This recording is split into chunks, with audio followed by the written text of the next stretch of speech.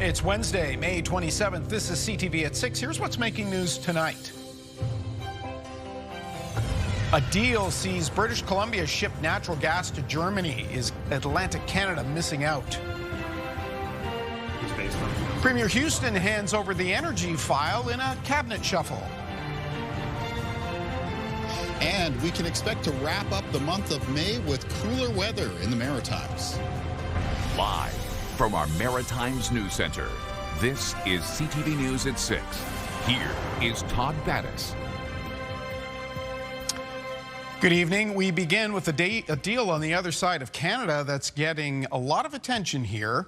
British Columbia will be selling liquefied natural gas to Germany. It was announced this afternoon, with much fanfare.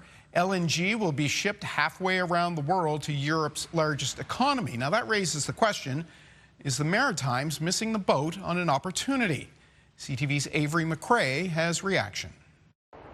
St. John LNG has imported liquefied natural gas for nearly 20 years. The facility needs an upgrade to export the resource, which is why Europe's largest energy market is going thousands of kilometers past the Bay of Fundy to get what it needs. Through this agreement, CFE will purchase 1 million tons per annum of LNG for up to 20 years, beginning in the early 2030s. It will come from a still-to-be-built LNG facility in northwest BC that will ship the resource down the Pacific, through the Panama Canal, and then over the Atlantic to Germany. It's much cheaper to move LNG over water in a tanker than it is to pay tolls to ship it all across the country. The deal means the East Coast is missing out on a major opportunity. Opposition leader Pierre Poilievre says there was a time St. John would have been the beneficiary of such a contract. Then there was the reversal of the Repsol terminal, which was going to take an existing import terminal, turn it into an export terminal,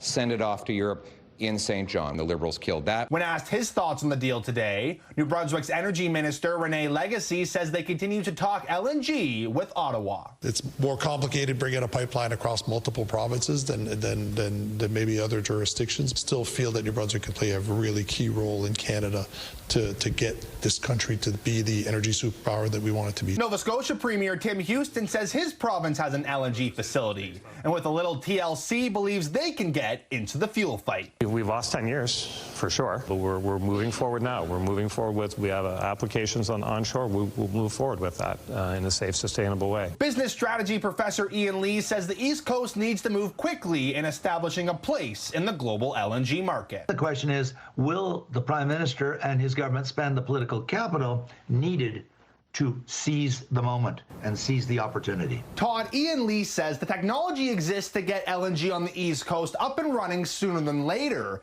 adding the market isn't going to sit around and wait and will look elsewhere if the gas isn't going. Todd? All right, Avery, thank you from our St. John studio this evening. Nova Scotia's provincial cabinet has a new look after Tim Houston shuffled the deck. Included in the changes, the Premier removed himself as Energy Minister. CTV's Jesse Thomas has a breakdown and what it all means. Premier Tim Houston stepped down as Energy Minister today, handing the portfolio over to his ministerial assistant, Marco McLeod, the MLA for Pictou West. The energy file has been a major priority for Houston. His government is pushing energy and natural resources like developing on and offshore gas and mining as the way to grow the provincial economy. The energy is an incredibly important file for our province, so I thought it was really important that it had the focus and the attention. We needed to get the attention of the world, really, on the energy potential of Nova Scotia, and I thought from the Premier's chair as Premier and Minister, we could do that. The move was part of a cabinet shuffle today that saw Tory Rushton return as Natural Resources Minister, a file he's managed before. Same goes for Brian Wong, who takes over the advanced education portfolio again. And Susan Corkum-Greek is in as Minister of Opportunities and Social Development. The Lunenburg MLA was previously the ministerial assistant. Still, the Premier says he'll remain hands-on if needed, always ready to promote Nova Scotia. So I will continue to be the ambassador for Nova Scotia across all these files. I'll continue to be intimately involved in the energy file. McLeod says he knows the file and what's at stake, and he's ready to lead the energy portfolio as aggressively as required. We got to pursue the opportunities that we have. It's not okay to sit in an office all day. You actually got to get out there and meet with proponents and meet with all the possibilities, whether it's for offshore wind or offshore oil and gas. You got to go chase them down. Now, Todd, you can think of this cabinet shuffle today among the terms more like moving work around. You see all the cabinet ministers that resigned from their positions aren't going anywhere. They still have portfolios across other departments. So really, it's more about lightening the load and bringing in more MLAs as ministerial positions, essentially seeing that number climb. So those 4 new ministers also, we should note, get significant pay raises as well too, Todd. Okay, at a time when the government essentially is trying to find revenue, it's expanding the pay in that area. Jesse Thomas at Province House tonight in downtown Halifax. Thank you. Tomorrow marks 3 years since the start of the Upper Tantallon area wildfire. Despite the mass destruction to homes, a major challenge still exists. A citizens group is demanding development stop on one road until an emergency exit is built. CTV's Callum Smith reports. The charred trees, a stark reminder of what was only 3 years ago when people in Upper Tantallon and Hammonds Plains were forced to flee immediately. A wildfire burning 969 hectares and destroying 151 homes. It brings back a lot of memories. Today, the sound of construction along Pockwalk Road. Now, a newly formed concerned citizens group is speaking out, calling for change. We're not against development. We're against unplanned development. The group, called Pockwalk Corridor Safe, says an egress is desperately needed. We need a connection from the 103 to the 101 yesterday. The local councillor agrees an emergency exit is a must. Yesterday. That's how important it is. As soon as possible. We can't kick this can down the road another 3 years. Something has to be done. Something has to be done right away. But until that happens, the group wants development halted in the area where a building boom is well underway. With that 1,609 new units, that equates to almost 6,000 vehicles in the same area. Imagine trying to get 6,000 vehicles out during an emergency, one way in and one way out.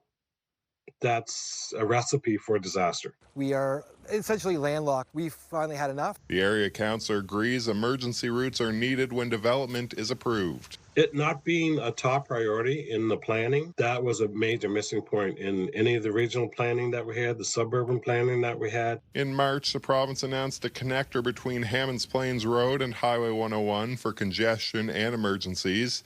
Last year, City Hall approved a 500-meter egress from Westwood Boulevard to Highway 103. Councillor John Young says he hopes to have locals' perspectives heard as a staff report on egresses is due to council in July. What's at risk is what happened 3 years ago. The writing's on the wall. We can see this. It's preventable. We don't want this ever happening again to any other community. John Young says it should be a top priority for the entire municipality.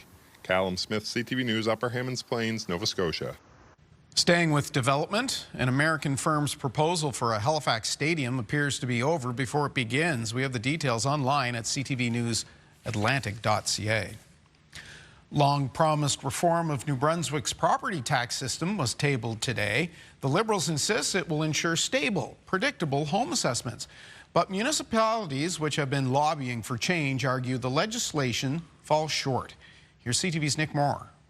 I look forward to seeing my tax bill next March. Local government minister Aaron Kennedy says today's legislation is a solution to getting a handle on property tax bills which have spiked in recent years. New Brunswickers have told us that they are worried about unpredictable property tax bills, unclear processes for property assessments, and confusion over where the money from their property taxes is being spent. The province says a municipality's tax rate will now move away from being based on property tax assessments and instead look at the need for services, taking into account population growth and the consumer price index.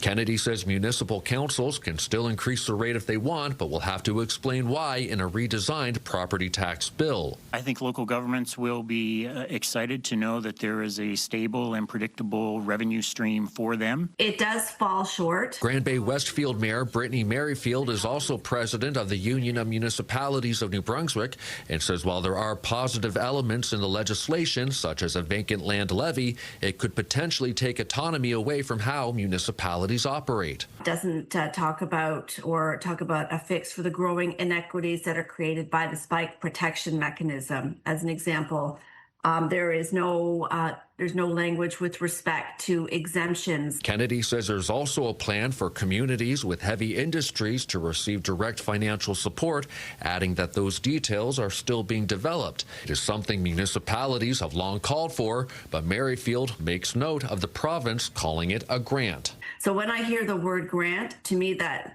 is a bit of a triggering word, because to me it equates to a risk. The province says these changes will begin to appear on property tax bills next year. Nick Moore, CTV News, Fredericton.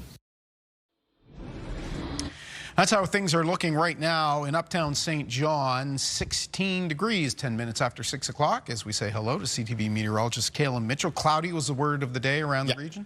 Absolutely, and 16 degrees, so not too bad at St. John this evening, but there's other parts of the region, Todd, that are feeling a very damp and almost raw flow of air coming in off of the North Atlantic right now in an easterly wind, and that's really showing up in behind me on this temperature map. It begins around parts of the Atlantic coastline of Nova Scotia. I mean, Lunenburg sitting at 8 degrees right now.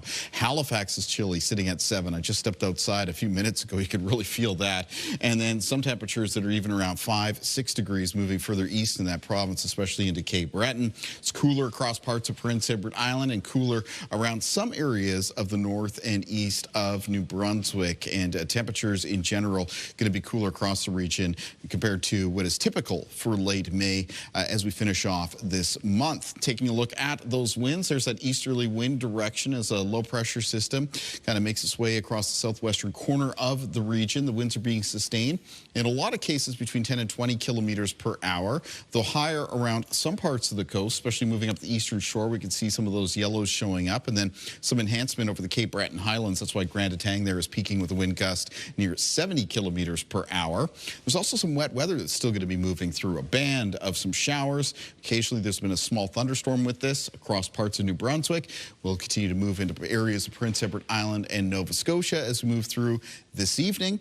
And then coming up in the forecast for tomorrow, some areas of rain and showers for the Maritime region.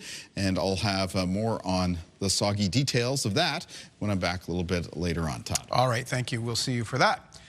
Nova Scotia RCMP have charged a man with murder in relation to a suspicious death over a year ago. Last January, a deceased 42-year-old woman and an unconscious man were found in a home in Bible Hill. The man was taken to hospital and later released. Yesterday, that man, Lee Andrew McDonald, was charged with second-degree murder. Now, he appeared in court today. He remains in custody until his next court appearance. The body of a Nova Scotia ice fisherman missing since March has been recovered. Last week, officers retrieved a body from the shore of the Annapolis River near Belle Isle. It was identified as the second of 2 men who did not return from ice fishing in the area. The other man's remains were located on March 11th. There's been some movement in Nova Scotia's long-term care workers strike. CUPE, the union representing workers on the picket line, says leadership is sitting down with the province and a conciliation officer. The two sides have not faced each other since early May. The strike is over pay and working conditions. The union says members will only vote when they have a tentative agreement. There are new rules coming into effect for bouncers and bar security staff in Nova Scotia.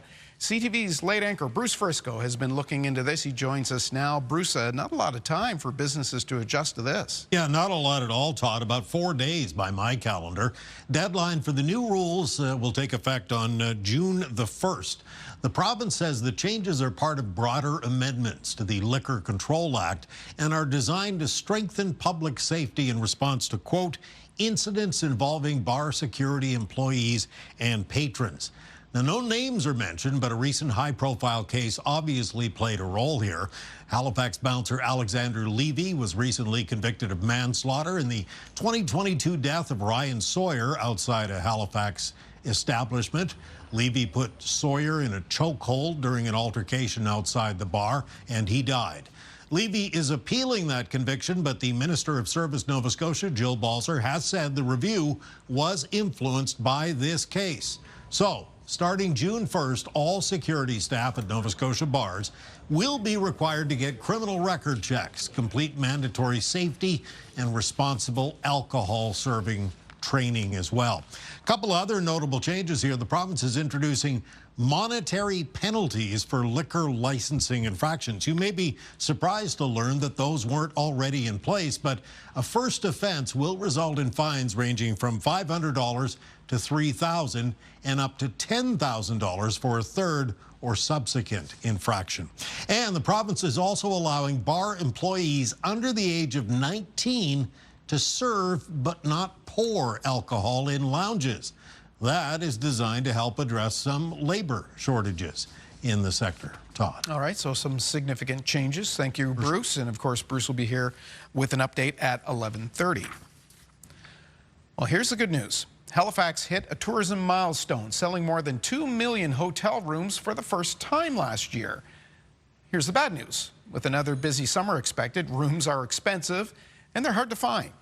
CTV's Jonathan McGuinness reports. Visitors are coming to Halifax in record numbers. Discover Halifax just released its 2025 annual report, and for the first time, hotel and short-term rental room nights surpassed the 2 million mark. That's a 2% gain year over year. We've been seeing steady growth here in the Halifax Regional Municipality for a number of years. According to the report, business events generated about $76.5 million. Festivals and events more than doubled their economic impact, reaching $49.3 million. But where is everyone staying?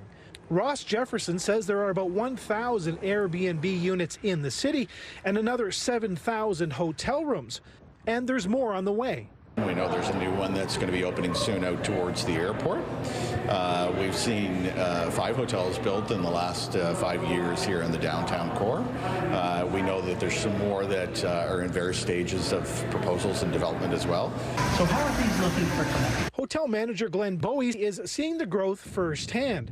2025 was their biggest year ever for conferences, and it looks like they could surpass that again this year. Says they already have bookings well into the 2030s. That builds a wonderful base for us so that we can deal with tourists, business travelers, etc. after that.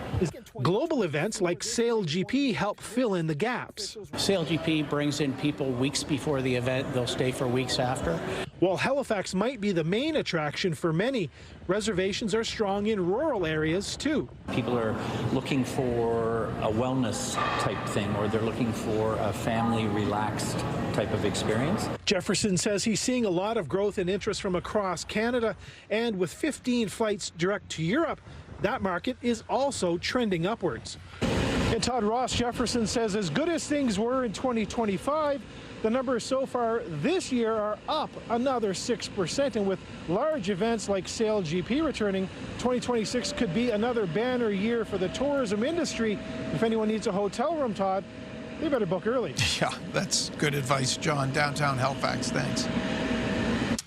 In Moncton, a giant pile of trash is festering on a street curb. Neighbors say it's been there for weeks and it keeps getting bigger. So as you can imagine, they're not happy about it. CTV's Derek Haggett tells us why it might be there. Isn't that crazy? Nathan Daigle first noticed all of this trash beginning to pile up about a month ago. Every day we come home from work, it seems to be a little bit bigger, so we would hope the city would do something about it, but they haven't done anything about it yet. His neighbor across the street, even less happy about it. I think it's embarrassing, and I think it's disgusting that the city would allow that to pile up and stay there as long as it's been. Bedposts, chairs, living room furniture, vacuums, an artificial Christmas tree, even a pizza box have all been tossed aside. The pile is spilling over to the sidewalk. There's been an eyesore for a bit there, so it's not really something nice to look at whenever you come out of your house there, but wondering whenever the this stuff is going to be picked up by the city, or somebody's going to do something about it at least. A spokesperson for the city of Moncton confirms that bylaw enforcement has received a complaint about the giant pile of garbage here on Whitney Avenue, and they are investigating. Neighbors did see some activity earlier this month. Whenever people were seen to be moving out maybe, and then they just put a whole bunch of stuff out to the curb, and then afterwards they just disappeared, so no movements ever since. Moncton does offer a bulk waste collection program for residents who apply in advance for the service. This home appears to be vacant. Derek Haggett, CTV News, Moncton. We'll step aside for the first time tonight. Still to come, finishing off the month on a rather cool note. Kaylin will have the full forecast. But next, tensions are rising in the Strait of Hormuz. We'll get the latest in this report. President Trump is expanding his threats in the war with Iran, particularly around the reopening of the Strait of Hormuz. I'm Christiane Cordero in Washington with the latest coming up.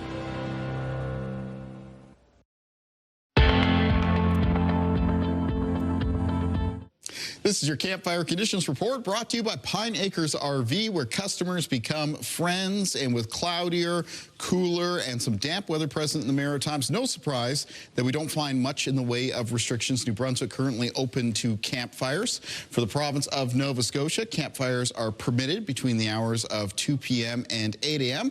And in the province of Prince Edward Island, campfires are currently permitted, with domestic brush burning permitted between the hours of 2 p.m. and 8 a.m. Remember, as well as checking in on these provincial restrictions, to check in on any municipal restrictions or bylaws as well. Get the Maritimes top stories, breaking news alerts, and watch live. Download the CTV News app. International news now, and Iran is vowing to retaliate after U.S. airstrikes, and that is threatening the fragile ceasefire and putting more doubt in President Donald Trump's assertion that the end of the war is near.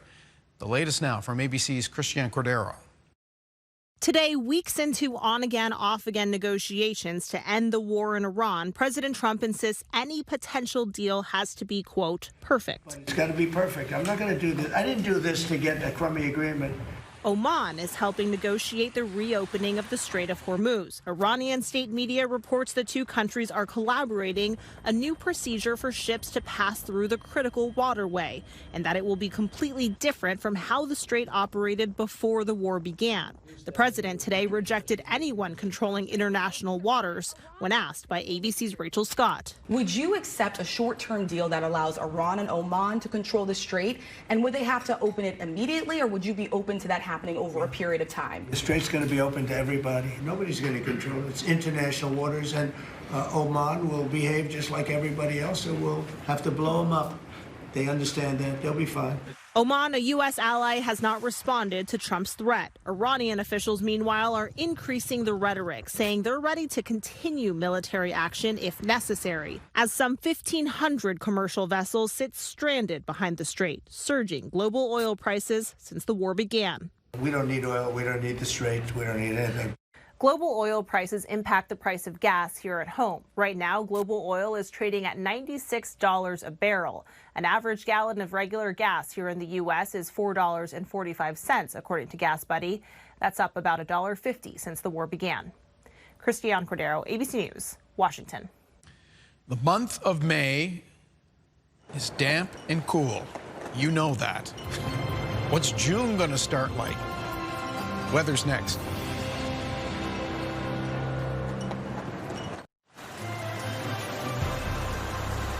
Kaylin, there's nobody on the slide.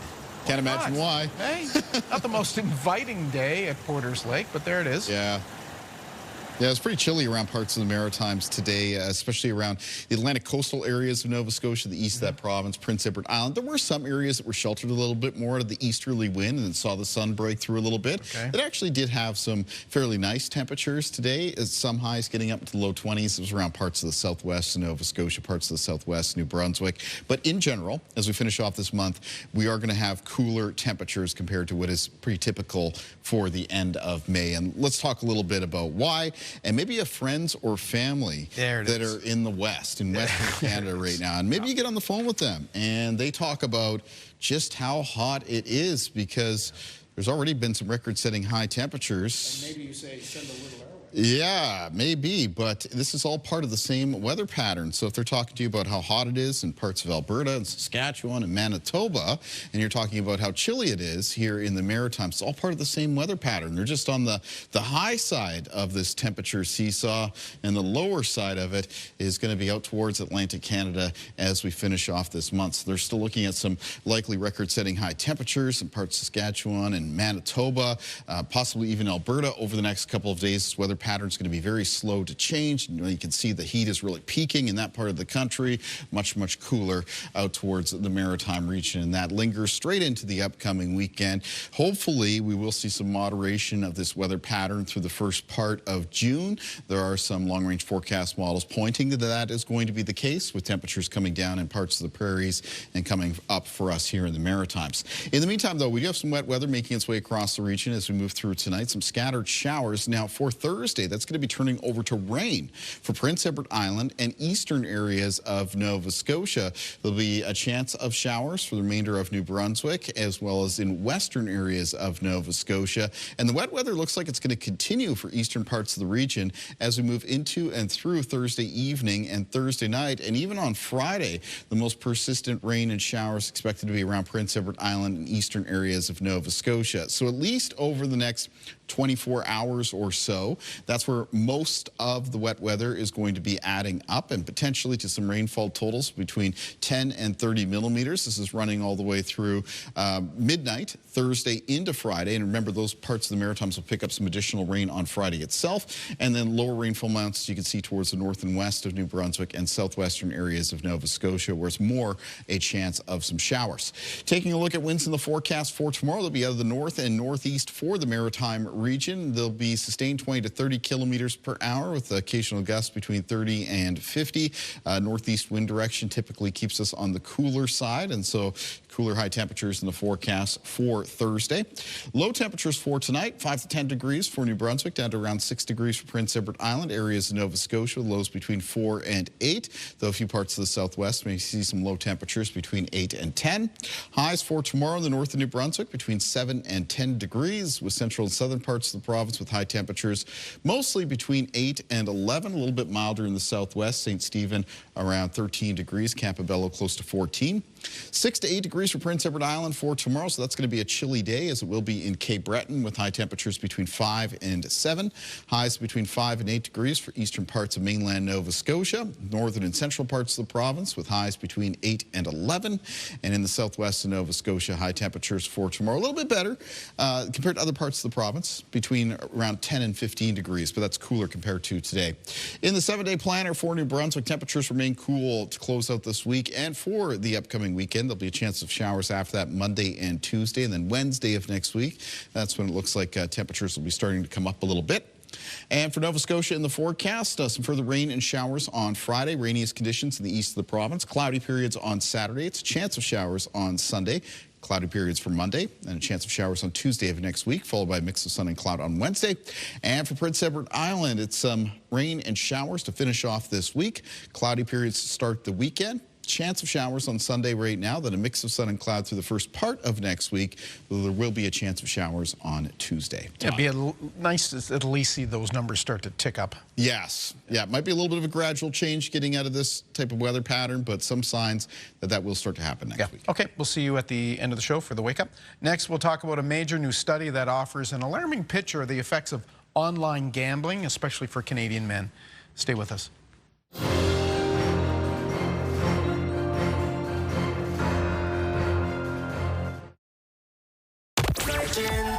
Okay, so we're on the final week. Get those keywords. Virgin Radio's $5K a day and win $5,000. So start with us after 7 a.m. And around 7:30, get a shot at $250 to Ernest.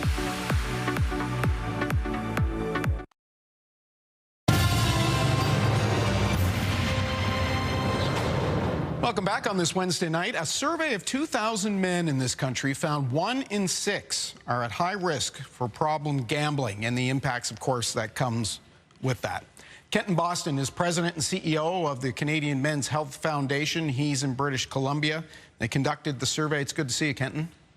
Good to see you. Thanks for your time. So I guess it's natural that we're talking about men here, online gambling. We tend to think sports gambling in particular, and I guess that would, disproportionately affect men? Yeah, certainly young men as well. And this was our effort, was to kind of reflect how men are living in Canada right now. And it follows up on our other research about anxiety, depression, and social isolation, all rising. And this is the next installment on our research. Right. We have some graphics here. We want to put them up and we can talk a bit about them that your group produced. So there's 1 in 6, but it's that next number. 2.5 times these individuals are more likely to face a risk of depression. There's anxiety in there as well, but that word depression carries so much weight with it. It does, and we're not entirely surprised, to be honest with you. And this research isn't about shaming or blaming. This is a research that wants to reflect how people are living. That is our organization. And so this is inclusive of all forms of gambling, and it's really painting a picture for us to understand the connectivity to how people are living and the challenges that we face, financial challenges that go on and on, the inability to buy a home, all of those traditional things. They sit here on the side and they build on to these types of conversations. We're not saying the two are necessarily linked, so I bring to you a bunch of facts, and that's the point of our research, is to provide facts that prompts a deeper understanding of what's in front of us. Does a person's income level have an impact? It does. The higher income that you have, it seems like there's a bit of a protection down there to what I just said. So people over $120,000 a year don't seem to be playing as much, gambling as much. But if you just think about the social impact, as the impact of social media, for instance, if you go to certain platforms, you will see gaming systems pop up. And that's another part of this conversation. You know, what is the role of government? We're not in that conversation, but it is there. And some provinces, you know, have regulated sectors. And I think that's a question as to what is the role of government and what's the role of regulating gaming? You know, if you come back all the way to the cigarette industry in the 50s and how that's changed and how we now live differently when it comes to cigarettes, I asked the question, what about gaming? What about social media as a whole? And what does that journey look like? You know, yeah, we're into the playoffs now in hockey and basketball, and there's just no escaping it. I mean, you're just bombarded with the messages about sports gambling. It's true. And we don't say that it's bad. It's the problem side of it or the risk side of it that we really want to play in. And for us as an organization, you know, we don't pass judgment. It's not shame or blame. It's about how do we help people and provide them with the science of the research, which is our organization, that they can make smart choices, whatever that looks like, to people watching and reading and listening to this information and our research. And that's what we really try and put out there, that it's about supporting each other. It's not about what's happening often, which is social media, me and a phone and kind of how I go down the rabbit hole. It's about how do we as a community, as a family, we have research that's coming out about the role of parents and the impact of role of parents. And that's what the science is leading us to, the sense of community as a bit of an answer to what we're talking about today. We're talking about men. Of course, many will be fathers. They'll have spouses, children, of course. So this is not just affecting men. This will affect the entire family and the greater community, obviously. It is, and that's another piece of this research. 29% of parents, fathers. We looked at fathers. Also in this risk category, that compares to 17% of parents. And so it is a societal lens that we're putting onto this, even though we didn't go down that road. We looked at men particularly, but we know in our other research, the sense of resilience that comes from community, that comes from family, whatever your family is. And I don't talk patriarchal families only. I talk about that sense of mentorship that you live in. That's really the answer to this, regardless of your lived experience, regardless of whether you're 22 or 42. And I just urge people to really go down the conversation of finding your own network to be, to have as a support system, understanding, you know, our area is prevention. There's lots of treatment out there. And I, you know, really stress that if you're down the road of problems or feeling at risk, seek the help that is there from a treatment perspective. So this, I want to cycle back just to, and this connects it, what you were saying about the previous conversation we had and the previous study you did about connections between men. and the networks of friendships, how social media is, creating a disconnect. That plays in here. This is not just about money. Totally. And we did not look at that. We have other research coming out this fall, we're just in the early stages, and the impact on social media related to your health, as you might imagine, is stunning. The more time that you spend on social media, on your device, you're not going to be then talking to your spouse, your kids, your parents, your friends, unless you're texting, or maybe you're gaming it up and you communicate that way. And that's always the fine line, because social media is impactful. We use social media to reach people, but is definitely, and we just urge people to be aware, if social media or the use of that technology is interfering with your ability to communicate in person in your family situation, that's a bit of a flag. And we always urge people to make sure it's in balance. And that's the key to this conversation: balance in person with social media. We're never going to say it disappears or it's gone. It's about the balance of that, so you can really balance out how you show up as an individual in your community or family. Kenton, it's an important survey. It's an important conversation. We appreciate you helping us guide us through that tonight. Appreciate it. Thanks, Todd. We'll take a break. We'll be back with much more of the show. Stay with us.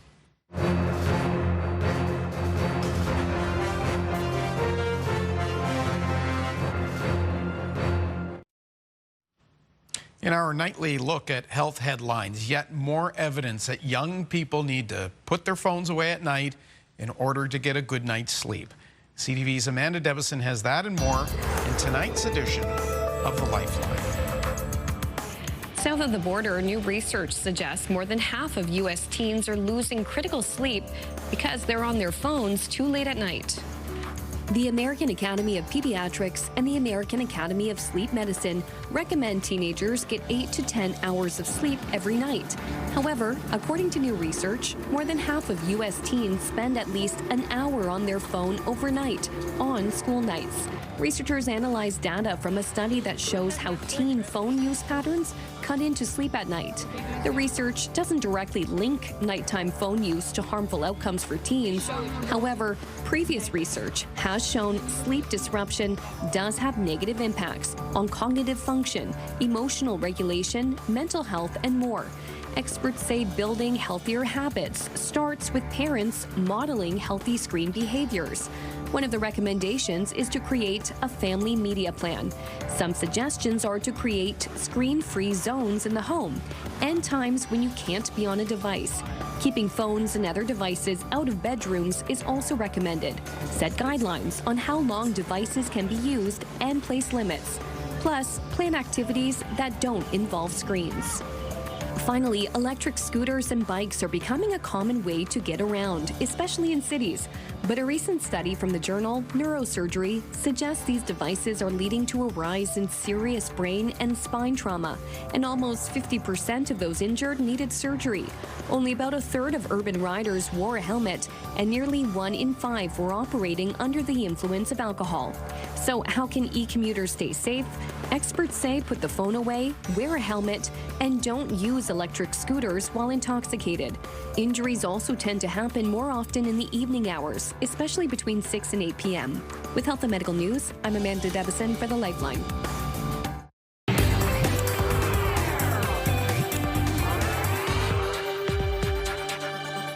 Time for The Scene. A new film shows how one of the biggest events of the 20th century was actually planned for a different day and could have resulted in a very different world.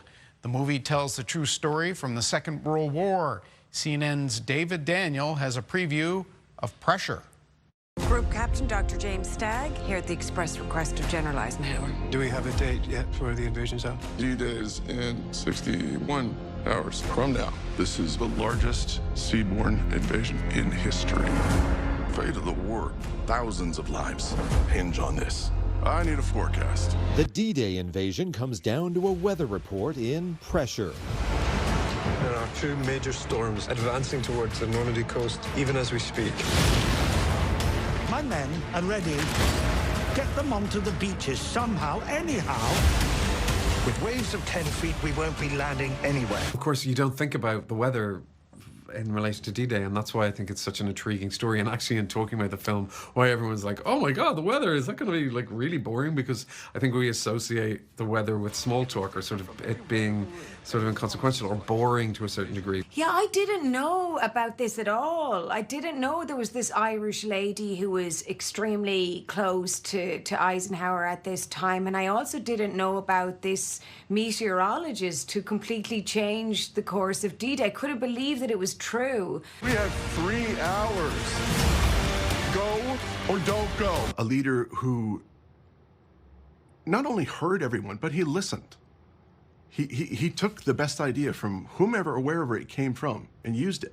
The final decision on the timing of D-Day will be mine, and mine alone. To watch these extremely brilliant generals and scientists and officers who didn't have all the answers, where a lot of uncertainty was everywhere, they want to make the right decision. They got very different ideas of how to do that. Watching those ideas and those personalities clash is where the drama is. Why should I trust you? We must face the facts! The facts! However frightening they may be! In Hollywood, I'm David Daniel.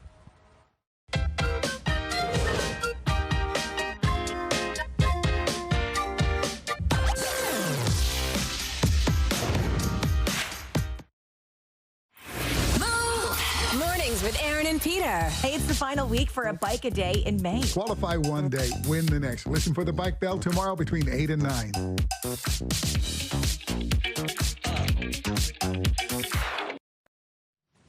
On the markets, the Dow Jones ended the trading day up 182 points, and some of the big Canadian banks reported earnings today. So let's get those details from BNN Bloomberg's Morella Fernandez.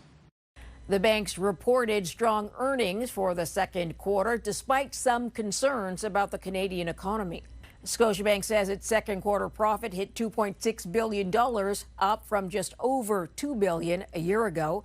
Its domestic banking business did well, but the CEO did point out stressors on the Canadian economy, including higher energy costs and the upcoming CUSMA review.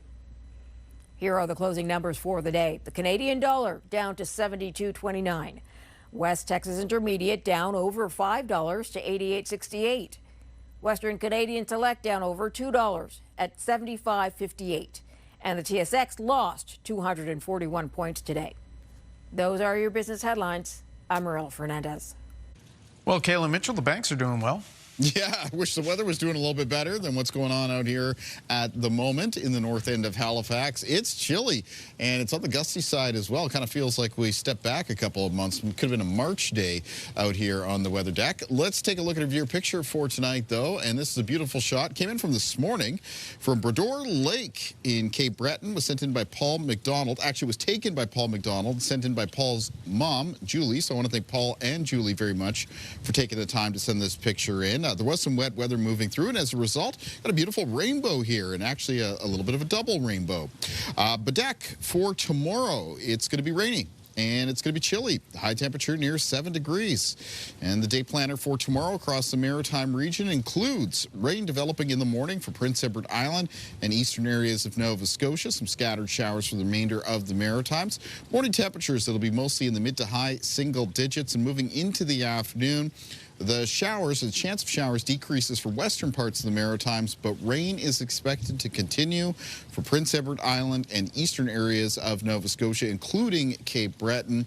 And as a result, temperatures are going to be cooler for a good portion of the Maritimes for tomorrow. A lot of highs around the high single digits and the low teens, and generally cooler weather expected as we finish off this month. Todd. Kalen, I know you are an NBA fan, yeah, so sure am. you're going to want to listen to this. We're going to finish up tonight with some sports. The New York Knicks are headed to the NBA Finals for the first time in more than 25 years, and demand for those tickets is sending prices through the roof. Listen to this. Secondary marketplace TickPick says games 3 and 4 set for Madison Square Garden next week are now the most expensive in NBA Finals history. Get-in prices started at above $3,400 US. They keep going up. By late yesterday, some resale listings topped $4,200 just to walk through the doors. And courtside seats, so you can be in there with Spike and the rest of the celebrities, Six figures now, at least 2 tickets already sold for nearly $280,000 each. Chew on that. That's our look at the day here at home. Bruce Frisco in this chair at 11:30. CTV News Atlantic.ca and the app have updates anytime. I'm Todd Battis. Hope to see you right back here tomorrow night at 6. Until then, have a good night.